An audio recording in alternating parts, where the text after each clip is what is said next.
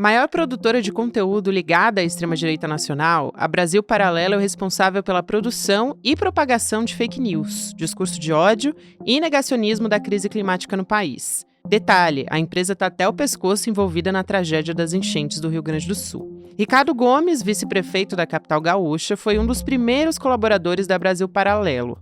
Ele atuou como apresentador de programas e também, durante a campanha, utilizou serviços da produtora. No momento em que a extensão da tragédia ainda está sendo avaliada e são consideradas preventivas para o futuro, a gente se pergunta: até onde vão os laços da Brasil Paralelo com o poder? Quais são os riscos que isso coloca para medidas de conscientização e na prevenção de novos desastres climáticos?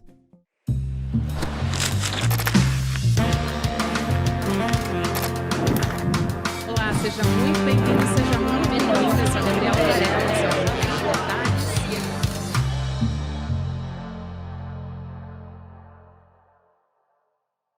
Olá, seja muito bem-vindo, seja muito bem-vinda. Eu sou a Gabriela Varela e esse é o Videocast em Detalhes. E aqui, sempre com um convidado ou uma convidada, a gente analisa uma temática, uma notícia importante do momento. Hoje eu converso com a jornalista Amanda Audi, que é da Agência Pública, sobre a Brasil Paralelo, que é uma das maiores produtoras de conteúdo ligadas à extrema-direita no Brasil. E ela acabou de publicar uma reportagem bastante aprofundada, extensa, sobre a ligação do vice-prefeito de Porto Alegre com essa produtora. Amanda, obrigada por aceitar nosso convite. Seja muito bem-vinda ao ICL e ao Em Detalhes também. Oi, Gabriela, muito obrigada pelo convite, estou feliz de estar aqui. Prazer falar contigo, Amanda.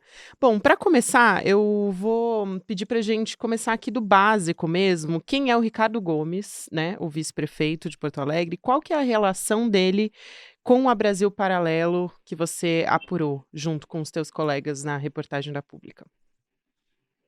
Certo, o Ricardo Gomes, ele é um advogado de formação, mas ele tem um histórico bastante ligado à política no espectro conservador. Assim. Ele já foi vereador de Porto Alegre e ele é um dos fundadores do Instituto de Estudos Econômicos, que é uma think tank aí ligado a esse setor. E ele foi eleito vice-prefeito de Porto Alegre em 2020, na chapa do Sebastião Melo, que é o atual prefeito. Hoje ele está no PL, que é o partido do Jair Bolsonaro, e ele é um dos principais integrantes do Brasil Paralelo. Assim. Ele não é fundador, ele não está na junta comercial, esse registro, mas, enfim, ele está desde o começo ali nas discussões, na formação dessa produtora, e também ele hoje apresenta um programa na Brasil Paralelo, um programa semanal que chama Magna Carta, e ele foi o primeiro professor a dar um curso ali também. É uma história que está ligada já há bastante tempo e, enfim, ele aparece em vários documentários, em várias lives da produtora. É uma conexão bem forte. Inclusive, ele aparece em lives recentemente, agora durante a tragédia no Rio Grande do Sul, usando até um boné da Brasil Paralelo. Pois é, isso é muito interessante, né? Inclusive, eu queria te perguntar se, pela apuração de vocês, essa ligação, o quanto que ela pesou, essa ligação do vice-prefeito com a Brasil Paralelo, né, nas medidas que a prefeitura de Porto Alegre tomou e não tomou também nessa prevenção de enchentes na capital, né? Enfim, que foi uma das mais afetadas, uma das cidades mais afetadas do Rio Grande do Sul. É muito difícil fazer uma conexão direta. O que a gente pode dizer são os indícios de cada lado. A gente sabe que a Brasil Paralelo é uma produtora que produz muito conteúdo negacionista, desinformativo sobre questões climáticas. Existem várias lives, tem um documentário que chama Cortina de Fumaça, que é super negacionista mesmo sobre o papel da ação do homem para que ocorra essa emergência climática agora. E o que a gente sabe também é que a Prefeitura de Porto Alegre, assim como o governo do estado, deixou de tomar uma série de medidas que deveriam ter sido tomadas para evitar um colapso como o que a gente viu agora. Então, assim, é claro que a gente não pode dizer que a Brasil Paralelo teve alguma interferência direta nisso. O que a gente sabe é que a posição dessas pessoas que estão envolvidas nisso é pendente para um lado que não é o mais adequado se você está considerando que a gente precisa tomar medidas muito efetivas e para ontem, para evitar desastres como o que a gente está vendo, né? E que no estado do Rio Grande do Sul, infelizmente, já é a terceira vez em um ano, né, que não tão grave quanto agora, mas, enfim, com enchentes, com mortes, com toda essa destruição que a gente está vendo, esse cenário todo tão triste, né? É, sem dúvida. Você até comentou um pouco do documentário, mas eu queria te pedir para explicar um pouco melhor como é que a Brasil Paralelo trata o aquecimento global, né? E acho que isso tem uma influência muito importante, um papel importante, inclusive, nesse negacionismo, porque nesse momento a gente tem tido a sociedade de uma maneira geral, mas também as fake news atrapalhando diretamente no salvamento dessas pessoas, no resgate dessas vítimas e não só em Porto Alegre, mas no Rio Grande do Sul, de maneira geral. Então, eu acho que vale a pena a gente explicar aqui como que tem sido o papel da Brasil Paralelo em atuar diretamente, né, como um agente, como um órgão, né, não vou aqui nem chamar, porque eles se autodenominam, né, jornalismo, mas é extremamente ligado à extrema-direita e a mentiras, e tem feito documentários não só em relação ao aquecimento global, mas também descredibilizando, por exemplo, a história da Maria da Penha e tentando construir uma série de mentiras em cima disso. Então não é a única linha do Brasil Paralelo, mas eu acho que vale a pena a gente explicar também, porque é um papel que nesse momento é muito chave quando a gente está falando de pessoas que estão perdendo a vida por conta das enchentes, né, e por conta do negacionismo também, acho que está diretamente ligado. A gente viveu um pouco isso na pandemia de Covid e acho que, de novo, a gente está passando um pouco por isso mais uma vez, né, Amanda?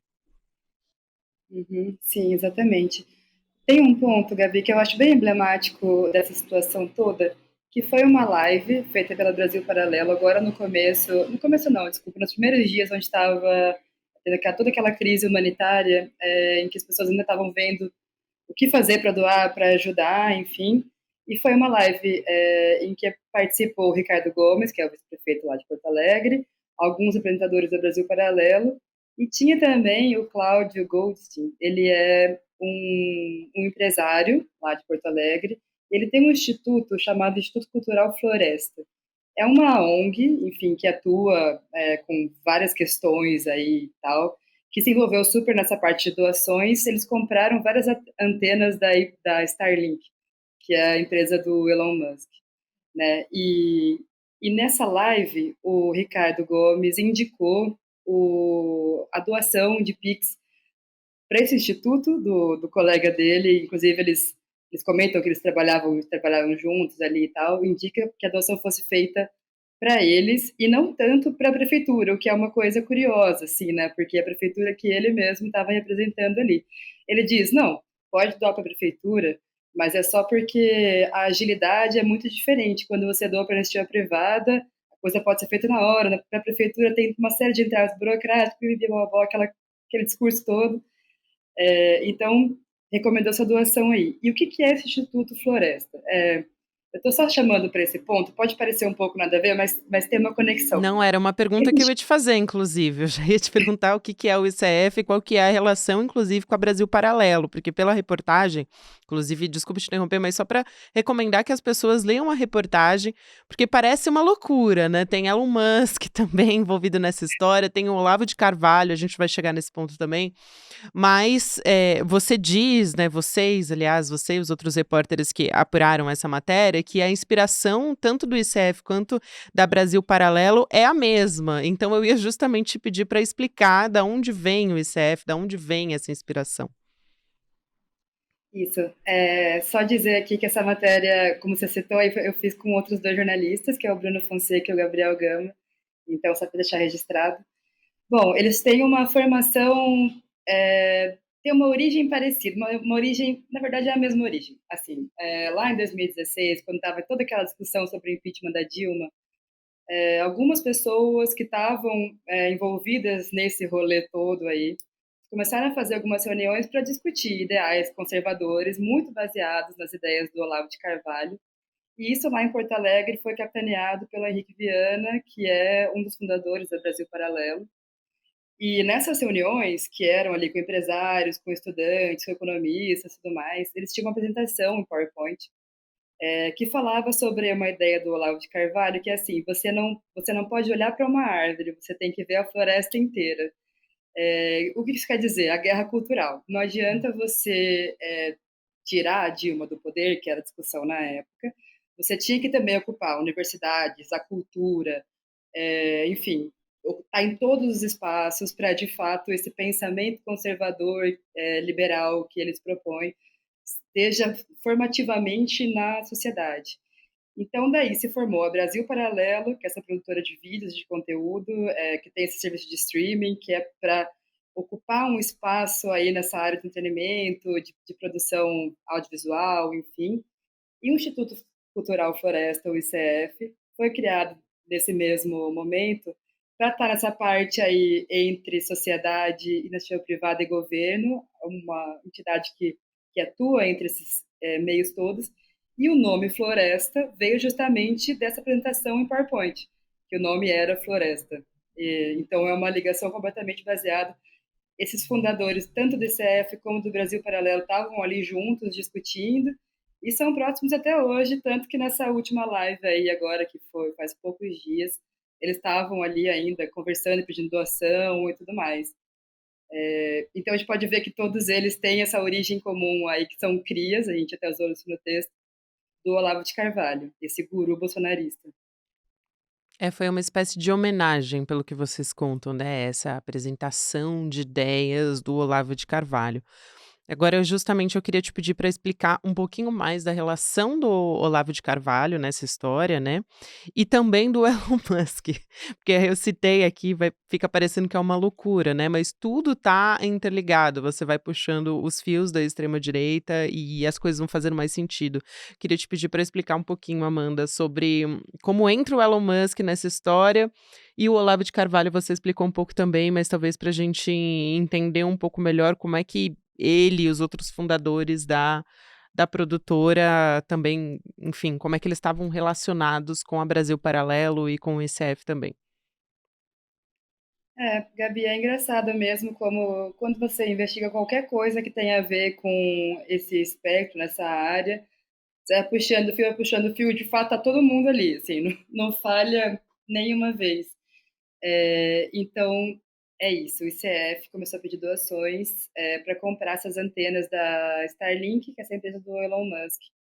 O Elon Musk, essa pessoa que, né, é dono do X, o Twitter, e que já teve diversas manifestações ligadas à extrema-direita, criticou o Alexandre de Moraes, eu posso dizer que é uma crítica, né? Enfim, eu estou pedindo palavras aqui também, assim, e tem essa interferência na política, direta ou indireta, na política brasileira, bem forte, né? Bem atuante. Ele virou uma espécie de ídolo, de modelo aí para os conservadores, para os bolsonaristas, para as pessoas que ficaram meio órfãos aí nesse momento.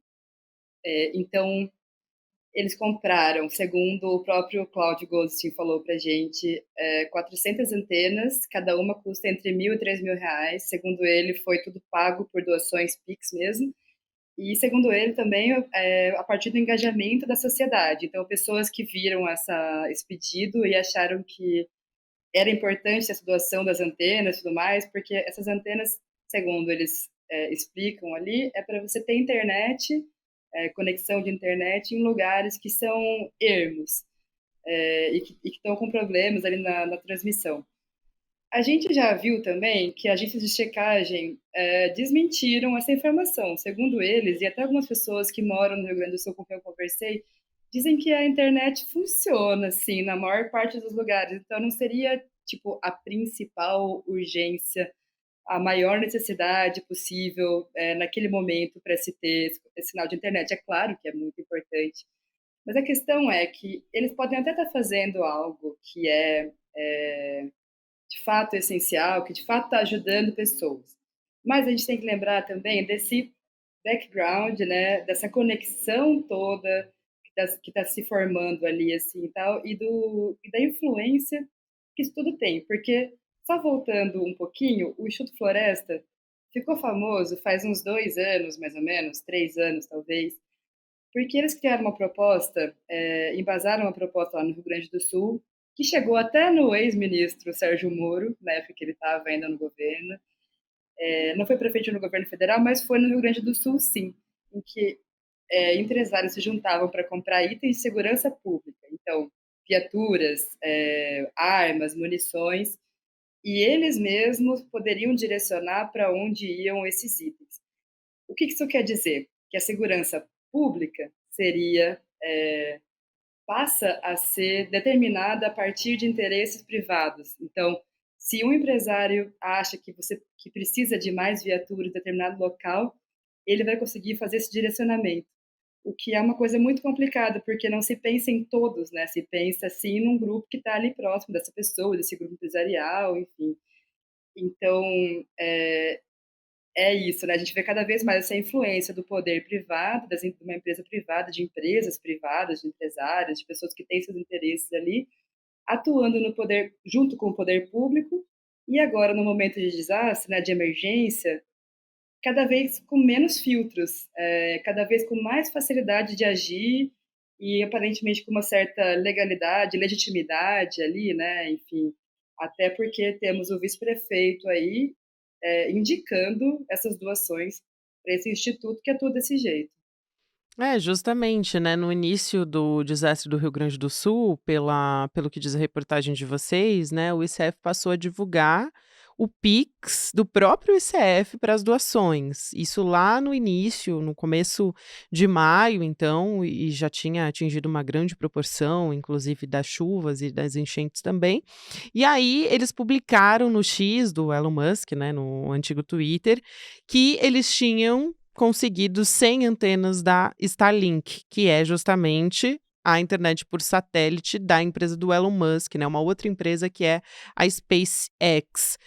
E isso eu acho muito interessante também, porque aí o ICF disse que essas antenas seriam doadas para as forças policiais do Rio Grande do Sul, né, para restabelecer a comunicação durante a tragédia. Fato é que de qualquer forma, a gente tem inclusive aqui no ICL, a gente tem 2 repórteres enviados para lá, a situação continua muito difícil em termos de comunicação também, inclusive, mas a justificativa foi essa, né, que a compra das antenas era, importante como missão do instituto e era o que eles podiam fazer, assim, em termos de doação para o que está acontecendo na tragédia por lá. Eu queria te pedir para explicar um pouco isso, e por que exatamente eles resolveram, dar esse apoio nos termos de segurança pública, né. Porque quando você, procura, vamos dizer assim, quando você vai atrás para entender o que que é o Instituto Cultural Floresta, isso fica um pouco confuso também. Quer dizer, por que que ele está vinculado à segurança, né, qual que é a relação, do ICF com a segurança? Isso também eu acho que está bem claro na reportagem de vocês, eu queria te pedir para explicar um pouco como é que foram essas doações de equipamentos, né, inclusive equipamentos de informática para todo esse setor estadual do Rio Grande do Sul de segurança pública e da Polícia Civil e das brigadas também. É isso, desde o começo eles são muito próximos da segurança pública. Assim como outras entidades, instituições estão mais ligadas a outras áreas, o Floresta, desde o começo, se ligou mais à questão de segurança. Então, isso que eu estava comentando aqui agora há pouco, sobre a compra de itens de segurança pública e o direcionamento desses itens por parte dos empresários, foi chamado de Lei Rouanet da Segurança Pública. Uhum. Isso como foi conhecido na época, que era algo meio parecido. Assim, não tem nada a ver com a Lei Rouanet, né, a que a gente conhece da cultura, mas é um modelo mais ou menos para explicar como é que funcionaria. Assim. Então, eles começaram e ficaram conhecidos do grande público com essa medida. E agora, com essa emergência no Rio Grande do Sul, ali, eles também se aproximaram mais uma vez da segurança pública e eles têm esse apoio. Assim, eles não têm ninguém ali de Porto Alegre, do Rio Grande do Sul, né, da cidade ou do estado, que está negando esse tipo de ajuda, até porque eu acho que não se pode negar ajuda nenhuma num momento como esse, assim. Sim. Tá claro que toda ajuda é extremamente necessária. Mas é isso, mais uma vez a gente tem que lembrar que é um instituto privado, com interesses privados, com pessoas que estão ali, que são grandes empresários. Esse Cláudio Goldstein, ele é da família da Cirela Goldstein, que é o braço da Cirela, essa grande construtora, essa grande empresa, uma das maiores do Brasil, no Rio Grande do Sul. O outro, Leonardo Fração, que é o outro sócio dele no Floresta, também é um grande empresário, enfim.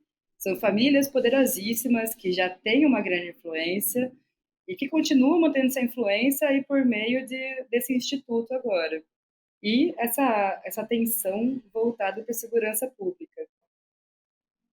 Amanda, eu quero perguntar para você, acho que para a gente ir encaminhando aqui, já que a gente está se encaminhando para o final, eu acho fundamental te ouvir sobre o impacto que tem a gente falar aqui de um ator-chave para tomar decisões em meio a essa tragédia, quer dizer, é um vice-prefeito. A prefeitura, ela tem, né, todas essas prefeituras, todos os municípios têm um papel fundamental, tanto na prevenção dos desastres, quanto para tomar medidas para a atuação emergencial do que está acontecendo no Rio Grande do Sul. E essa notícia apurada por vocês, essa reportagem que mostra essa ligação fortemente com a Brasil Paralelo, inclusive como apresentadora, como alguém muito atuante dentro desse órgão, vamos dizer assim, que é a Brasil Paralelo, nessa empresa, né, que tem diversas produções que colocam em dúvida a existência do aquecimento global, que minimizam o impacto do agronegócio no meio ambiente. Eu queria te perguntar qual é o impacto que isso tem, e não só no sentido de, prejudicar a visão que a sociedade tem em relação a o poder que o Estado tem de tomar decisões, né. Então, por exemplo, uma pessoa que está, precisando de um resgate, ou essas famílias que estão em situação de vulnerabilidade, elas são impactadas diretamente por essas notícias falsas e, que descredibilizam o aquecimento global ou que negam que ele existe, né. Você ter um agente público numa posição como vice-prefeito que está ligado a um órgão desse, qual é o poder que isso tem?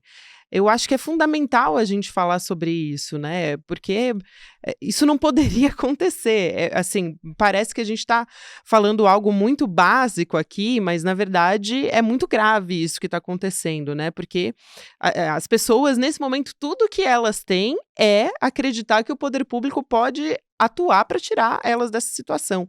Então queria te ouvir a respeito disso. Uhum. Pois é, eu acho também um absurdo, no sentido de que como pode uma pessoa que ocupa o cargo público, da qual dependem tantas outras pessoas, né, toda a população de uma cidade e do seu entorno ali, estar envolvido tão diretamente num espaço que cria um ambiente desinformativo? Porque, como a gente falou antes, é claro que a Brasil Paralelo não tem um poder decisório, não existe uma possibilidade de ir lá editar uma lei, não.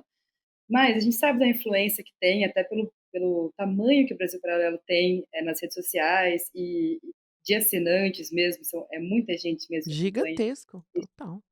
gigantesco. E essa criação desse ambiente desinformativo é muito danosa na hora em que você tem uma situação como essa, em que as pessoas realmente querem ajudar. Porque daí chega né, numa situação dessa, você entra no Zap, tem lá alguma mentira. Eu não estou dizendo que a Brasil Paralelo está criando essas mentiras, mas existem N conteúdos feitos por eles que coloca em dúvida mesmo esse impacto da ação do homem para a destruição do nosso clima, do meio ambiente, enfim. Inclusive, na própria live que participou o Ricardo Gomes e o Cláudio Goldstein, tinha uma pessoa ali, um convidado, que estava falando coisas nesse sentido, assim, estava questionando, de fato, se alguém poderia prever, quem é que poderia prever e tal. Até o próprio vice-prefeito comenta algo nesse sentido, assim. E a gente sabe, né, Gabi, que agora é hora, assim, de apontar culpados, porque Claro. a gente mostrou na pública já algumas matérias que mostram que tinha plano existiam planos feitos para tentar evitar um desastre tão grande quanto o que aconteceu agora e que nunca foram tirados do papel. e que tinha especialistas contando já que o sistema de contenção de enchentes também estava velho, faltava manutenção.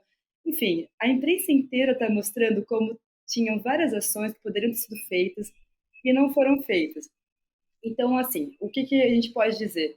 Não é que esse ambiente desinformativo causou desastre, mas ele prejudica muito na hora de você, de fato, conversar, propor soluções e, de fato, pensar em medidas a partir de agora que seja. Eu sei que está tarde demais, mas a gente tem que começar em algum momento a fazer alguma coisa.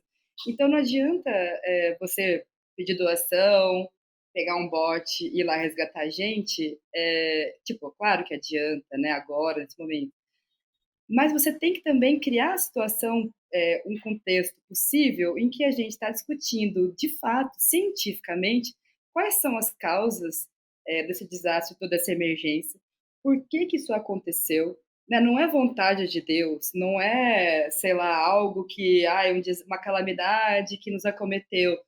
São coisas que estão acontecendo a partir de previsões de cientistas, de gente muito gabaritada no assunto, que estão sendo feitas já há muitos e muitos anos. Então, a gente tem sim que apontar os culpados, tem que cobrar que as coisas sejam discutidas de uma maneira clara, científica, verdadeira, olhando para onde de fato tem que ser olhado, e não ficar em elucubrações que não são nem um pouco...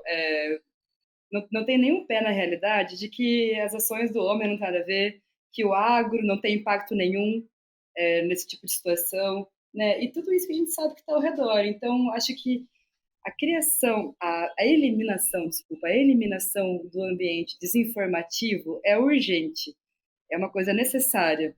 Não é só Brasil Paralelo, não é só, mas eles têm um papel bem grande nisso também. E, assim, já que eles têm tanto alcance, seria bem bacana que tivesse um pouquinho mais de consciência mesmo num momento como esse. Amanda, muito obrigada. Que importante isso que você está falando. A Amanda é audiojornalista, ela que fez essa reportagem da agência pública junto com o Bruno Fonseca e o Gabriel Gama. Para quem quiser ler, eu recomendo que leia a reportagem. O título da reportagem é Os Laços da Brasil Paralelo, que nega crise climática na vice-prefeitura de Porto Alegre. Você pode conferir no site da agência pública. Um prazer te receber aqui, Amanda. Obrigada por aceitar nosso convite. Seja sempre muito bem-vinda ao ECL ou em Detalhes também. Eu que agradeço. Muito obrigada. Uma boa tarde a todos. Obrigada. Parabéns pelo trabalho, querida. Até mais. Agora tem Mercado Investimentos, depois tem Rolê CL e depois, às 6 horas da noite, CL Notícias segunda edição. Lembrando também que a gente está em todas as plataformas de áudio. Você pode ouvir e assistir o Em Detalhes em qualquer momento do seu dia. Tchau, obrigada, até amanhã. E aqui eu tenho o que é mais raro e mais importante para o jornalista: liberdade total de opinião. Eu nunca trabalhei numa empresa jornalística onde a gente realmente pudesse dizer aquilo que a gente pensa verdadeiramente. Como é que você vai fazer uma crítica se você tem patrocínio do agronegócio, das indústrias de bebida ou de comida processada? Então, independência econômica, é aí que a gente faz a diferença. Bom, o fato da gente não ter patrocínio, não ter rabo preso com ninguém, acho que dá essa força pra gente poder falar realmente o que a gente pensa, da gente ser independente. Aqui eu tenho a liberdade para falar o que eu quero, para ser eu mesmo, eu não preciso mentir. A partir do momento que você trabalha num lugar que você tem a liberdade de comentar, né, de discordar, a opinião é colocada na mesa e todo mundo com a sua opinião soma. O ICL foi escolhido o melhor canal de opinião do Brasil porque a gente está muito comprometido em ter opiniões diversas, muitos especialistas. É o único canal que não tem o comprometimento com empresas, com lobby, com publicidade, com monetização, enfim. É um canal 100% livre. Absolutamente independente dos interesses das pessoas que são mais poderosas do país.